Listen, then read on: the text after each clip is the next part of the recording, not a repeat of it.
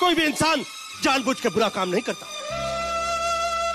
कोई चोर जानबूझ के चोरी नहीं करता, कोई डाकू जानबूझ के डाका नहीं डालता, और कोई तवायफ जानबूझ के अपना जिस्म नहीं बेचती। वक्त और